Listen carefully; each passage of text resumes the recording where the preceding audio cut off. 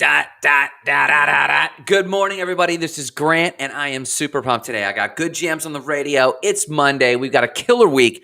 And today's show, we're actually going to be talking about how to raise up the dreamers. How to raise up the dreamers, whether it's you as a dreamer, how to make sure that you're nurturing people around you as dreamers, and why.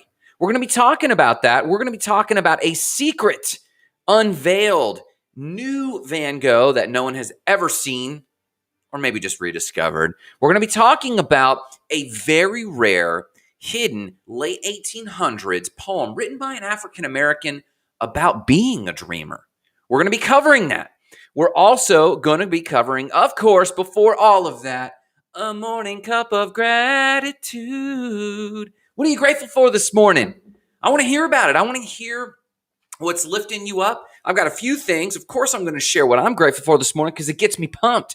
It gets my endorphins going. It gets my serotonin going. It gets my oxytocin going. I'm grateful for a lot of things. And I think quite often, in an often negative world, gratitude is the thing that can anchor you and really lift you out of the dumps. So I want to hear from you this morning in the comments. What are you stinking grateful for? Let me know. I'm going to go ahead and start. Let's talk about cup of gratitude.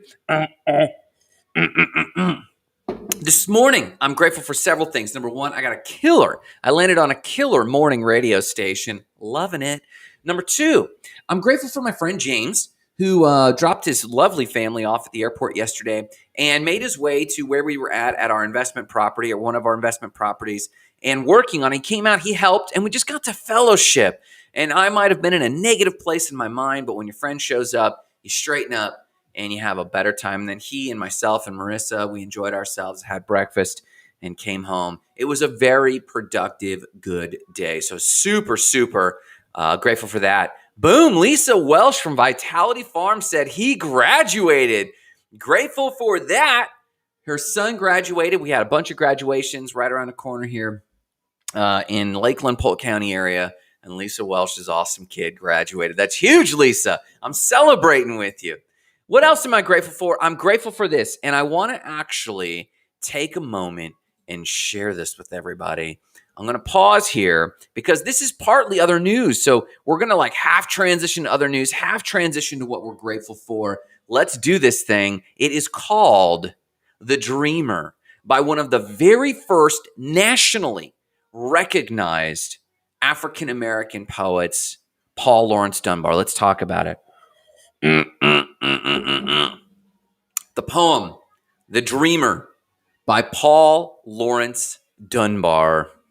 He says, temples he built in palaces of air, and with the artist's parent pride aglow, his fancy saw his vague ideals grow into creations marvelously fair. He set his foot upon fame's neither stair. But his dreams, it had entranced him so he could not move. He could no further go, but paused in joy that he was even there. He did not wake until one day there gleamed through his dark consciousness a light that racked his being. Still he rose alert to act. But lo, what he had dreamed, the while he dreamed, another wedding action unto thought, into the living, pulsing world he had brought. Now, yes, that's written in 1800s Old English, if you will, but reading between the lines, Paul Dunbar talks about the dreamer, who first and foremost, the reason one dreams is to lift one's own spirit up and to give them a light in the darkness of their mind, to lift their spirits up. And sometimes your dream is supposed to be so strong, so powerful, so pervasive, that in the dreaming, it just catches you and you're full of joy. But then he goes further to share in this poem, and I'll share a link to this poem actually in the comments because I recommend you read it once or twice. I really do. There's profound wisdom in this poem about dreaming. Because in the second stanza, basically what he says is that it's good to dream to bring joy into your heart and to lift you up so that you live a life of joy and fulfillment, awareness, and gratitude. But it is also important that you be a dreamer. Because while dreaming, you find that the world had begun to pulsate and give life to the very dream you had dreamed. Written by Paul Laurence Dunbar, one of the first nationally recognized African American poets. I highly recommend you check that out. That's our first piece of gratitude / other news hybrid. Let's talk about a lost Van Gogh. So yes, lately a lost Van Gogh masterpiece has actually been discovered, rediscovered by a New York City collector.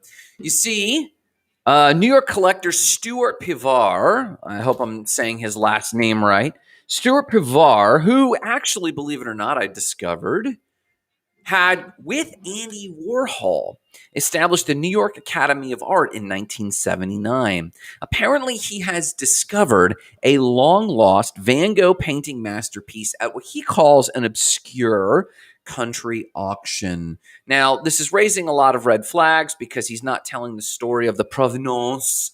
As me and Marissa watched some documentary about basically fake paintings that had been distributed throughout New York City. So I'm sure everyone's red flags come up when someone says they can't share the backstory of a painting or where it came from or how to track it. And provenance is how we actually decide whether or not it's an authentic painting or fraud or fake. But apparently this painting so far is looking good. In fact, the Van Gogh Museum has requested that the painting be sent to them so that they can verify or authenticate its ownership. It's called Auvert in 1890, and it's even signed by Van Gogh or Vincent in the back of the painting. Now, some people are speculating that this painting was painted, one of the 70 paintings that Van Gogh painted in the last 2 months of his life before he took his own life in a field in Auvert. And the painting itself is unique for several reasons. Number one, very few modern people have seen it. There's very few photos of it in the modern era, if any. I actually don't think there's any. But it is square, 36 by 36, which was not how Van Gogh often painted, which makes it very unique, but it is definitely in his style. And last but not least, it's possibly the largest Van Gogh painting ever discovered. If you care about long-lost art, caught and captured and rediscovered, boom, there's your link right there. Boom, check it out. You're welcome to review how long lost paintings. And there in the thumbnail right there is the size. This is a huge Van Gogh painting if it is authenticated. But if it is authenticated, it is probably one of the best discoveries or rediscoveries in art in the modern era. So there you go. For those who like the Da Vinci Code and chasing art around the world, there you have it. Let's talk about dreamers. You know, I don't know if you noticed, but our other news was touching on dreamers. Van Gogh was a dreamer. In fact, it was him or Picasso that said, someone said, how do you come up with your paintings? And he said, I dream my paintings and then I paint my dreams. And then this Paul Dunbar, a poem who was writing poetry about being a dreamer. Obviously, the topic of being a dreamer is at the top of my mind for many reasons. Let's talk about how to raise up and encourage the dreamers around you and why we should. Let's talk about it.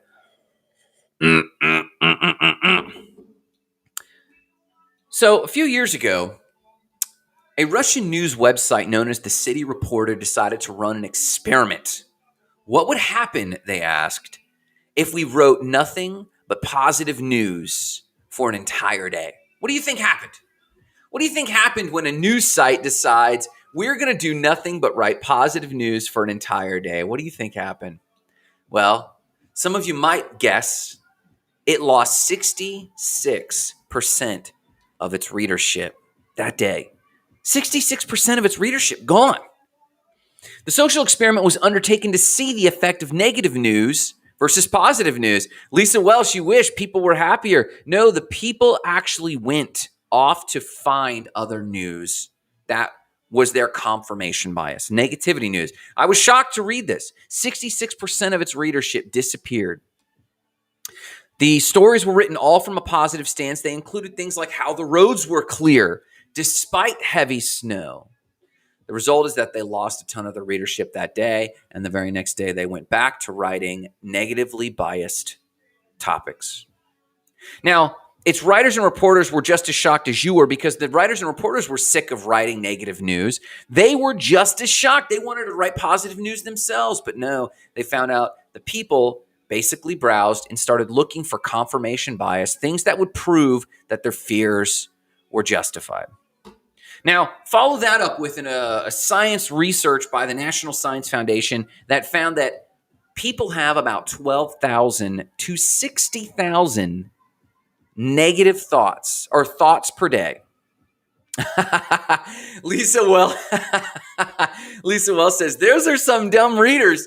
Well, maybe, but maybe there's a correlation. Maybe if I did this show about nothing but negative news instead of other news, maybe if I did this show with negative topics, which I'll never do, maybe my readership numbers up here, if you can see those, maybe those would actually be in the dozens or hundreds. People want to know that their fears, their anger, their frustrations, they want to know they're justified. And that's often what happens with these titles. Now, if you compare this to the National Science Foundation, which found that the average person has about 12,000 to 60,000 thoughts a day, they found that 80% of those thoughts were actually negative. Some of it was negative self-talk. Some of it was negative assumptions about the headlines they were reading. Some of it was negative conclusions they were drawing based on what work was telling them, or their bosses or their spouses or their kids. I'm going to drop a link here so you know I'm not making this number up. This is a very interesting article, again, from the National Science Foundation. Boom, there we go. 80% of these thoughts that the average person has, 12,000 to 60,000, let's just say it's just 12,000 thoughts a day. And 80% of them are negative. And we begin to believe the negative thoughts we have. That's heavy news. Now, paying attention to bad things, negative things, was probably very useful on the savannah and in our evolutionary journey. It was probably really good that we were paying attention to where the tigers were as opposed to the gazelle. It's probably really important that we were paying attention to which berries we should be avoiding as opposed to which berries we would just savor and love to do. That makes a lot of sense from an evolutionary standpoint. You know, everyone in our little tribe and village could die if we were a gatherer and brought back the wrong tubers or the wrong berries. And so we go out hunting and gathering with a radar that says, okay, what do I need to avoid? Now, meanwhile, we might have passed on our journey dozens, if not more, good vegetables, good berries, good seeds. But no, we were looking out for the negative. And that's probably how we evolved to be so stable as we are today. But it's truly disserving us. In fact, this negativity bias, if you look it up, this negativity bias has even made its way into our vocabulary. I have a small game for you. Without getting philosophical, can you come up with the antonym for the word sympathy? I'll give you 3 seconds. Don't Google it. What is the opposite of sympathy? Now, I'll tell you, here's a fun fact. Sympathy is feelings of pity and sorrow for someone else's misfortune. So what's a word that we could use that says it's feelings of joy and celebration for someone else's fortune? What's the word? We don't have one. Now, we could stretch, right? We could dig and root around and come up with a word. Well, let's call it celebrating, or let's call it, I don't know. Negativity bias has found its way into our vocabulary. What's another one? What is the opposite of the word? What is the opposite of the word trauma? We don't have one. Trauma is a deeply distressing or disturbing experience or physical injury.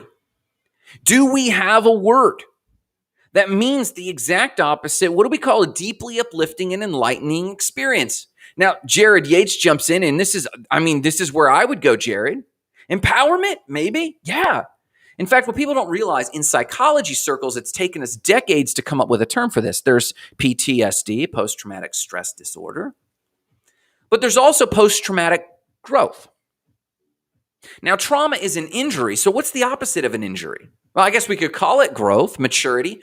But You and I can recognize that as I share this, we feel that it's a little bit of a philosophical stretch. It's beneficial to have the opposite, great, but there's no direct. Marissa says ecstasy, and I would give ecstasy to Marissa on this. An ecstatic, or what the Greeks actually had a word that we base the word ecstasy on, and that's ecstasis. I would go there. The opposite of trauma is ecstasy. It's a deeply uplifting, enlightening, elevating experience. And if you've ever had a true moment of ecstasy, whether it was shroom-powered or just joy-powered, you often have been permanently changed. But think about trauma. Think about someone who was born abused and how much work they have to do to undo that trauma. Now think about someone who was raised around joy and ecstasy, gratitude. It doesn't have the same impact for some reason. This is evidence of just an evolutionary trait called negativity bias. Now, I'm not going to say every negative thought is bad. In fact, we call them limiting beliefs. You shouldn't go play in the street on a busy highway. Like, those are limiting beliefs, and you could categorize that as a negative thought. I shouldn't do something. Negative phrasing. But I think it is important to note something that's just a little bit, that makes it a little bit more important, and that's this. About 40 to 50% of Americans consider themselves in a survey to be optimistic, which is good. That's great. And I was glad to hear that more people would rate themselves optimistic than pessimistic than I would have thought.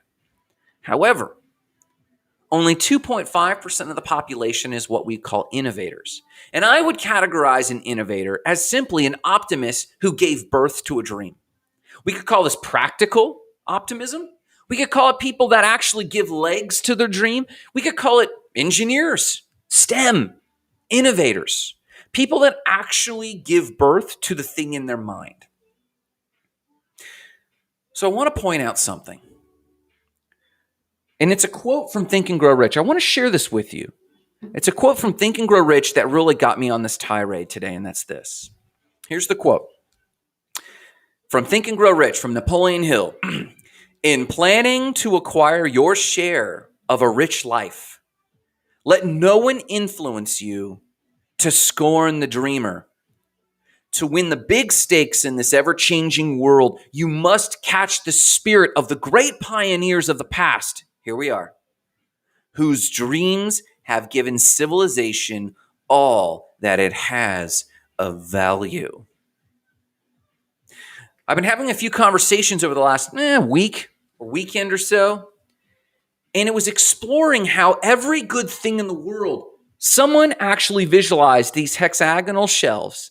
They pictured it here and they thought optimistically, I could do that. And only maybe 50% of carpenters have thought of that, but only 2.5% actually took the time to shape wood into a unique way that was pleasing and aesthetically enjoyable. The same with this very streaming service. There's lots of people who might have optimistically thought, man, it'd be really cool if we had a streaming service. And other people were like, yeah, that'd be awesome. But less than 2.5% of them actually started working on it. And maybe 1% of those actually came up with the service we use called Restream. Cars, skyscrapers,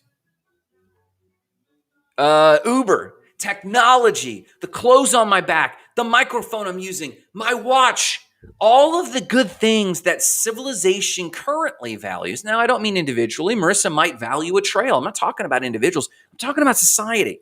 All the things that society values has come from innovators who are the fruit-giving optimists of society. Here's my point. We know that society has a negativity bias. We can agree most people around us just call out what is negative and wrong. But despite that fact, all the good we have in the world comes from less than 2.5% of society. That raises my radar to ask a simple question, and that's this. What if we increase that by 0.5%? There's a lot of good in the world, and I would even say that we're getting better. In fact, a lot of connectivity makes us think that things are really getting worse, and I don't think they are. I think things are actually very much getting better.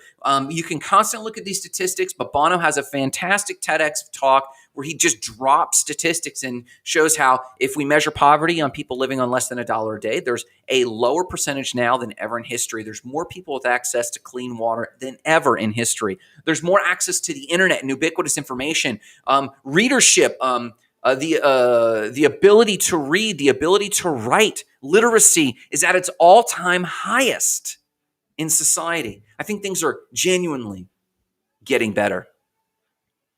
But all the good in the world has come with one arm tied behind our back because of most of people's negativity bias. Now, there's a lot of nuances to negativity bias, but for the sake of time this morning, I want to share with you just 5 quick ways that you can actually help nurture positivity and dreamers because they need to be nurtured. Listen, this 97.5% of society will go through and by default, intentionally or unintentionally, pull down dreamers. They'll just say an offhanded comment and they'll think that they're helping. But the truth is they're pulling that person down. Someone will be in a tirade for dreaming. They'll be like, well, we could do this, this, this. And they'll interrupt and they'll go, hey, by the way, that's not really realistic. Okay? Like, that's not what I don't care if it's realistic. Or they'll say, well, you can't do that unless you do this, this, and this. Now, the person who actually offers this, this, and this, they have a unique gift too. It's practical optimists that actually give birth to most in the world. Pragmatism and how to garner the resources to implement that vision is equally valuable to the evolution of the species. But they're not a dying breed. The pragmatic people of this world are not a dying breed. Dreamers, in my opinion, are being limited left and right. They're being pulled down unintentionally because of the way their brains work don't fit into the pragmatic stream. So here are the 5 ways that I believe you can nurture dreamers, the dreamers around you, and the dreamer inside of yourself. And these are just some very quick things that I've just noticed that we can improve on to maybe move that needle from 2.5% to 3% dreamers. And if you can make just that shift, how much more good could we have in the world? How much more innovation? How much more benefit can we have to society? Let's cover these. Number one, please stop criticizing dreamers. When you hear of something good in someone else's life, or you hear them talking about a desire for something, resist the desire to tear them down. Now, most of us are good, and most of us don't actually say, well, that's dumb. Most of us don't actually say, they're never going to do it. But in our minds, we think it. Number one way to kill the dreamer inside of you is to listen to another dreamer and think the thought and not catch it. Think the thought, man, they're never going to do that. Or I've seen them talk a big game their whole life and they never did it. That right there, that mechanism is you not necessarily killing their dream. It's you killing your dream. You as a dreamer, that destroys your ability to dream creatively. You can crave what other people have. What's more, if someone actually obtains something big in their life, you're allowed to crave it. We don't want to be jealous. Jealousy often says, I want it, they don't deserve it. You can crave the travel, the houses, the freedom you perceive other people have, but never think they don't deserve it. Because you're nurturing a mechanism that says you have to deserve it to have good things in this world. You don't have to deserve it. Sometimes it's luck. Sometimes it's just joy. Sometimes it's flow. Do people in flow actually deserve the benefits of society? People often say, Grant's a lucky guy. A lot of people just walk up to him and give him things. My trip to semester at sea was given to me. He's a lucky guy. Well, I believe in flow too, and I believe I spent a lot of work shaping my thinking that made me open to seeing the opportunities around me. If you are criticizing anyone, but especially dreamers, A, you're shunting off your own ability to dream. B, you're shaping a mechanism inside of you that say, nope, there's a mechanism and you have to deserve it like X. No, you want flow just as much as the next person. You want good vibes. You want luck just as much as the next person. So number one, stop criticizing dreamers. Number two, the inverse opposite, celebrate dreamers. When a dreamer's going off on a tirade, we need that in the world. It's like when there's been a drought and it sprinkles and everyone can go outside and enjoy that sprinkling. We're in a drought for dreaming. You are in a drought for dreaming. So when you actually pass by a legit dreamer and they're dreaming, don't roll your eyes and walk away or shut it off. Let them go, encourage them. Ask questions that nurtures more of the dream. Don't tell them no or dissuade them or tell them to land their thoughts in reality. No, there's plenty of time. We'll spend 97.5 of our life in everyone else's practical reality. When a dreamer is off on a tirade, nurture it. Make that flywheel spin of dreaming. Don't criticize the dream and don't avoid it. Sometimes you go, no, I don't shut dreamers down. I can't handle the dreaming. I can't handle that. Well, quite often, those who can't handle the dream are because it's just convicting that they themselves are not a dreamer. They almost feel like it shuts them down for a dreamer to dream. And we see this happen quite often. We need to learn how these things can actually happen symbiotically, where not everyone was made to be a dreamer. In fact, from an evolutionary standpoint, if 50% of our society was dreamers, we'd be in a real mess. We do need the practical. We do need the detail-oriented, but we don't need it at the cost of dreaming. We don't need dreaming at the cost of the practical. We need both to be able to recognize. It's like not recognizing a temperament. Hey, that temperament's introverted. That's extroverted. Great. We're learning to just work with that. That temperament's task-oriented. That temperament's people-oriented. We're learning to work with that. We also need to learn to work with the dreamers and the pragmatists. They have to work together symbiotically. Remember, team, together, everyone achieves more. Number one, stop criticizing dreamers. Number two, celebrate dreamers. Number three, and this one's really important. Really important. Set time aside to daydream. You need to set time aside to daydream. You know, when I feel absolutely taxed, when I feel absolutely exhausted, all I want to do is lay on the couch and like binge TV. And then we watch a few shows and we go, I don't want to watch. This is not what I want to watch. But it's like the only thing left that you haven't seen yet. That's when you know that hollowness and that emptiness. That's when you know your psychology is literally telling you that you don't need to be a consumer of other people's stories. You need to be a producer of your own story. You need to go pull away. And I'm not talking about meditation. I'm talking about sitting down and visualizing, fantasizing, better than Netflix, fantasizing your own dreams. What's possible? Let yourself soak in it. We spend so much time planning, doing punch lists, planning out the day, going through the list, and that's good. That's productivity. We're producers. But you have to set time aside to actually fantasize and dream and nurture who you picture yourself becoming. You know, Think and Grow Rich is great for this. It's got a whole section where it says 30 minutes a day. I bet you can't even remember the last time you sat in the quiet and fantasized your ideal self. Who are they? How fit are they? Where are they? We talk a lot about this with goal setting, but we haven't really hit on goal setting in a long time. I haven't really hit on goal setting in a long time. Why? Because I'm sick of I've been beat down as a dreamer. It doesn't feel like it. I'm not persecuted, right? People aren't shutting me down and telling me I'm stupid. I mean, that's not it. It's the low-key, subtle stuff that keeps telling me, we don't need to know about goals. We don't need to know about vision. So I've backed off. But we need to dust this off like a sprinkle after a long drought. We've got to actually nurture and return to daydreaming. So set some time aside, sit down, get quiet. I mean, shut out all voices, shut out all media except your note-taking, and just go into your mind and picture when you were your best and when you wish you were your best again. Number three, set time aside to daydream. Number four, write down your daydreams and desires. Write them down. Right now, when you fantasize in your head, a lot of times I'll ask, what are your goals? And people will think. They'll go from right brain to left brain immediately, and they'll just write down like another punch list for the day. What's my top 5 things I got to knock out today? Boop, boop, boop. So what are my top goals? Boop, boop, boop. And there's no inspiration. You got to first fantasize and connect emotionally with that vision. Now, once you've paused and communicated and connected emotionally with that vision, that's when you write it down. But don't just write it down as a punch list. You write it down as a story. I call this process success fiction. You are literally writing a piece of fiction that is about your future success, but write it out like it's a story.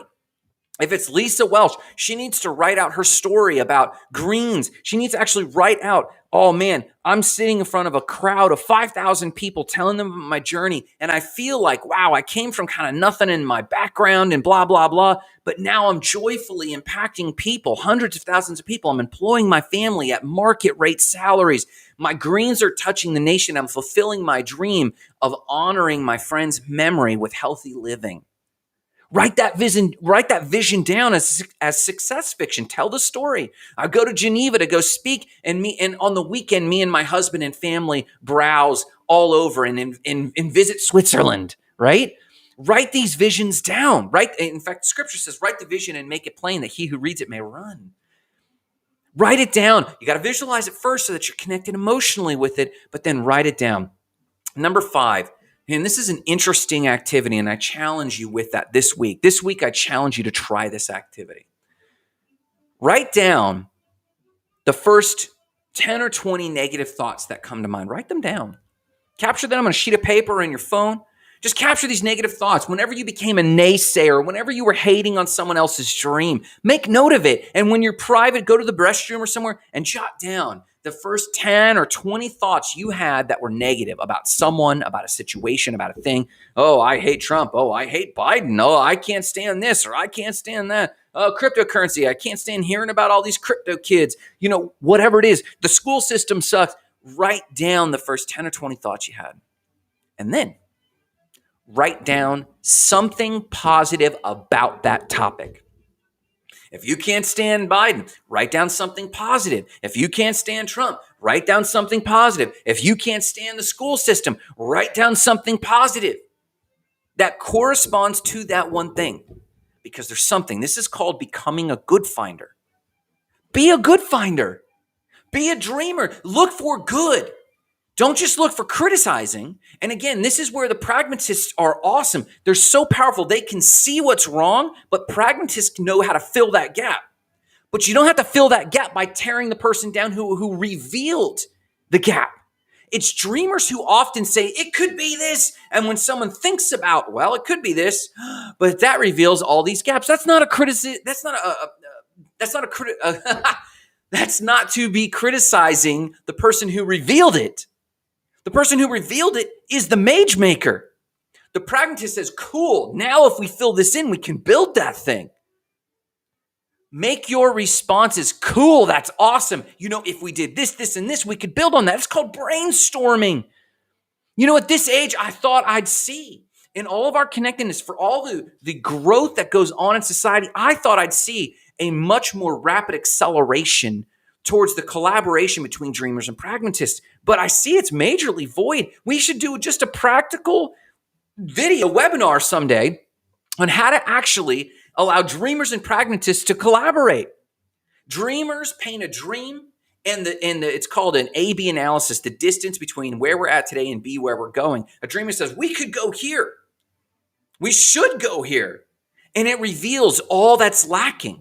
That's why you probably need 4 or 5 practical people around every dreamer. I say this in small business. If you have a visionary leader in your business, not all businesses are run by visionary leaders, but if you do have a visionary leader in your business, you need about 4 or 5 practical people around them, not to pull them down, but to identify, and not only identify, but to fill in the gaps. It's necessary. Why? Because dreamers pull society forward. That 2.5% of society, they actually pull society forward, oftentimes kicking and screaming into progress. But imagine if we collaborated. Imagine if dreaming didn't make everyone go, oh, here we go, but made people go, cool, we could do that. We could do it like this, this, this, and this, and it would take this, and this. How are we going to do that? That's a great question. But too often it's going to take this, it's going to take that, and you didn't think of it, and so we probably can't do it. What is that?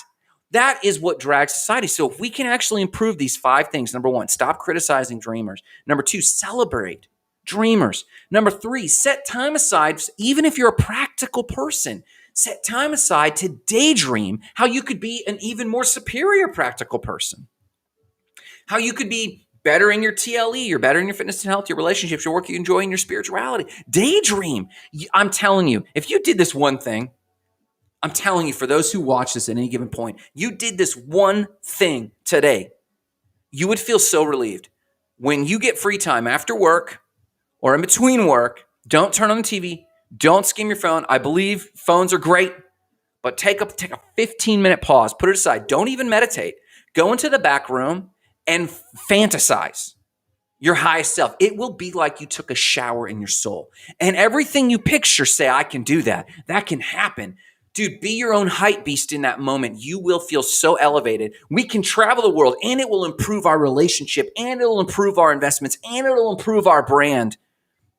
Approach things that way. And your body language will shift when you're presenting these ideas to people who are normally naysayers in your life. They'll just feel different about the thing you're presenting. They're like, I could do that, because you believe that we could be more. We can have it all. We have the power to have it all. That's number 3. Set aside time to daydream. Number 4, write down your daydreams and desires. Write them down. It's the second step of creation. Fantasy is the first step of creation. Writing them down is the second step. And then the 5th activity, for the first 10 or 20 negative thoughts you have today, write them down. And right next to them, write down something positive about those things. Give it a try. I think you'll find out you're going to be nurturing your dreamer in a big, big way. Listen, if you need any support or tools or training, keep checking the State of the Spark website for blogs, posts, tools, training, all that sort of stuff. If you ever want to talk about anything like this, you know where to find us. The Facebook Goals and Gratitude group, right there, where we try to carry on these conversations. If you want to nurture this side of your life, by all means, let's get going over there. But no matter what you do today, remember the mission: igniting lives of explosive significance, starting with your own. Have a great day.